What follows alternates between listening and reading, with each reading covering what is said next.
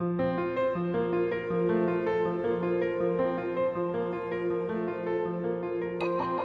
is Inner Healing Paths podcast. Here we discuss the healing of the mind, body, soul, and spirit through a variety of different paths. We have emotional and spiritually minded conversations centering on ancestral healing, psychology, astrology, yoga, meditation, magic, and indigenous spiritual practices of the world. I am your host, Rosa Shetty, and I am so happy you are here. Welcome.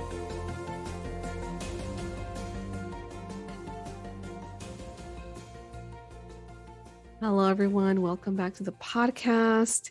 And this is a solo episode, and I want to talk about gratitude. This is Thanksgiving week for us here in America, and it's a week where the focus is on what we're thankful for, what has gone well in the last year. I personally prefer Thanksgiving over Christmas just because there isn't such a focus on shopping and gifts and just the stress of all that and expectations and all of all of that comes with Christmas. Unfortunately, that's what it has become. So I prefer Thanksgiving because it allows us to just get together with family for the sake of getting together. And of course, with this added element of gratitude. So I love Thanksgiving for that reason. And I want to talk about gratitude. And as many of you know, I focus a lot on inner child work through my practice with my clients and just in my own personal practice through my own healing journey. And one of the things with gratitude is that, and the reason why I emphasize gratitude so much with my clients is because being in a state of gratitude is almost synonymous with being in a state of mindfulness. When we shift our focus to what is going well in this moment, what am I grateful for in this moment, it forces you to come back to the moment, to be present, even if it's just for a few seconds, and take inventory of what's going well. And when I say that, I want to emphasize that for some of us at different points in our day, or maybe our week, our life, what is going well is going to look very differently. And when we're going through stressful situations, all that we may be able to think of in that moment is that I'm grateful for this glass of water. I'm grateful for running water, electricity. I'm grateful that I have a roof over my head.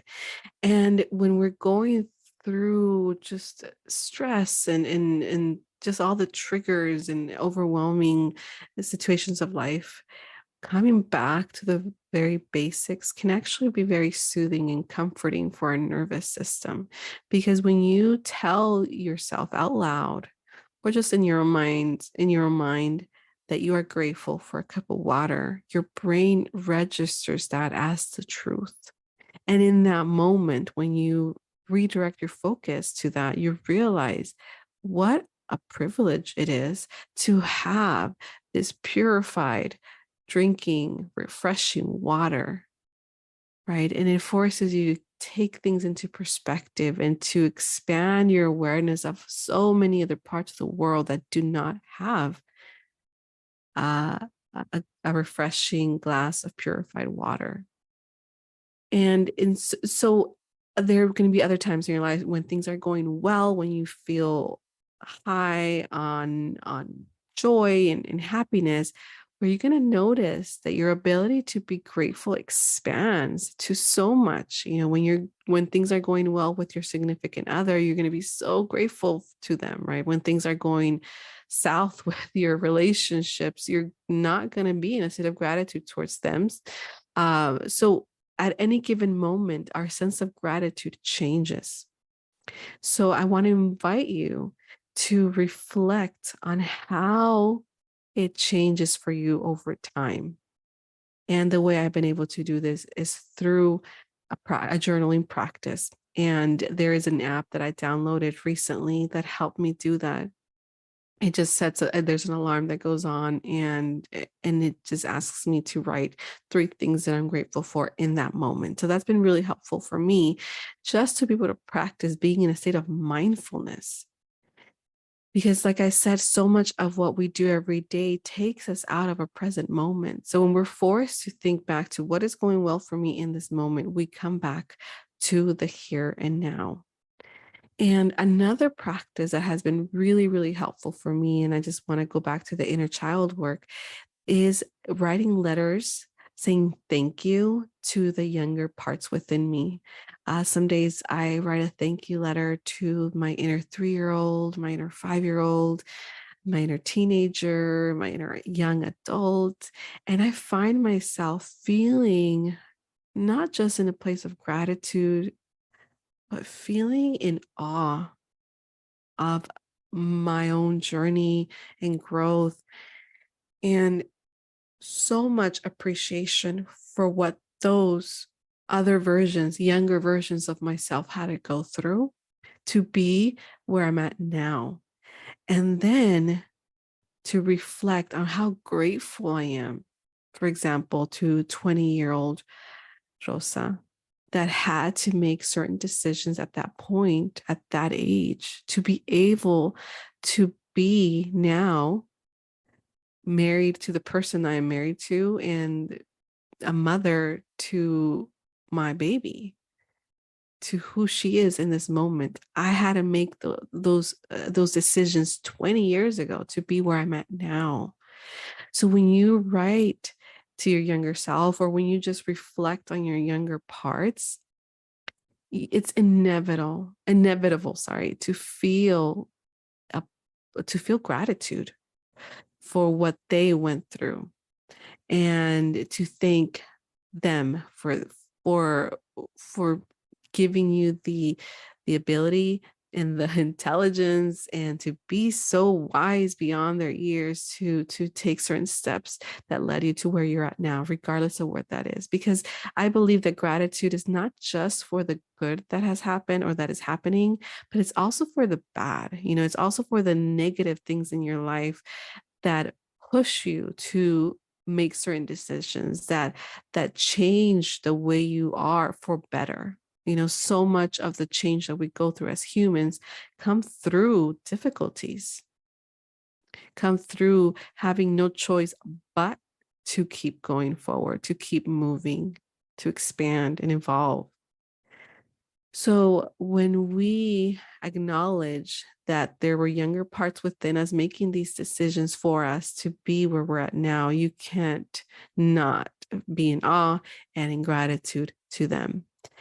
And I was also thinking about my future self, which is something that I don't talk a lot about, but it's interesting. I've been seeing on social media more of this as a tool for manifestation, to write to your future self, and as if things that you want have already happened.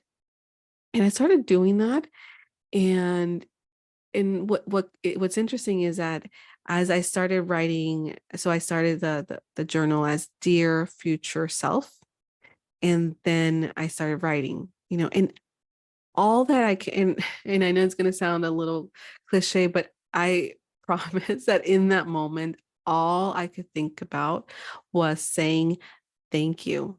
I don't even know what my future holds, or what is it that my future self will be doing at that point. But I found myself saying thank you for just being so strong, because I know regardless of what happens, regardless of what I go through, I know that my future self will be even stronger than my present self, and stronger than my past self.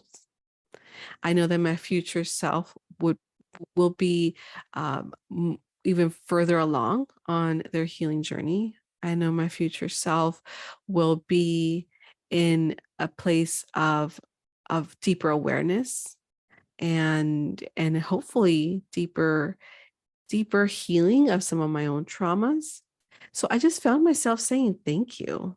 And so I realized that gratitude is such an integral part of my own healing journey. And I want to invite you to start experimenting. If you're not doing this already, start experimenting with a sense of gratitude in your day to day. And you can set an alarm, you can download an app. There are tons of apps out there that you can use to help you remember to do this practice. But the key is to practice it as frequently as you can. And just know that when you're having a difficult day, it is hard to do, and it's hard to be in a state of gratitude when things are just going so wrong. And that's when it actually is the most helpful, because it forces you to really reflect on what is most important and critical in your life. So I encourage you to practice it every day. Just take a moment. You can write it down. You can even have a journal next to your bed, and you can just label it as gratitude. And every day, just before you go to sleep, just write one thing that you're grateful for that happened that day. And what you'll see is that most days you end up writing not just one, but you write. Some days you're going to have 3, 4, 5 things. Some days you're going to have 20. Um, and that's just how it is, right? Some days we're in a different state of mind, and we're more expansive, and we're more aware, and things just pour out. And other days we just don't even have energy to write one thing. But the goal is to just show up for yourself, for your future self, right? Your future self will be grateful that you did this now. Okay. So I want to wish you all a very happy Thanksgiving, and I will see you all, or talk to you all, at the next podcast. Have a great rest of your day. If you found this episode healing and nourishing on your healing journey, don't forget to share it with a friend, share it on your social media, and tag me on Instagram so I can reshare that with my followers. And you can find me at Rosa Shetty, and also at Inner Healing Paths Podcast. And I want to also let you know that I have a Patreon community, and we meet weekly for check-ins and Q&A, and I provide gentle guidance and support. I also provide an inner child healing meditation every week, which just gives us an opportunity to check in with our inner child. And once a month, we meet for a longer discussion, and we just talk about all the different paths that lead to healing. Lately, we've been focusing a lot on inner child work, and for this month, we're talking about healing our inner 8-year-old. Last month, we talked about healing our inner teenager. And for the next several months, we're going to be diving into other stages of development and connecting with our inner child across different ages. So definitely check that out. I will have a link in the show notes. And I also want to give a brief disclaimer that the episode that you just listened to is not meant to treat or diagnose any physical or mental health condition. The episode does not substitute for healthcare or mental health services of any kind.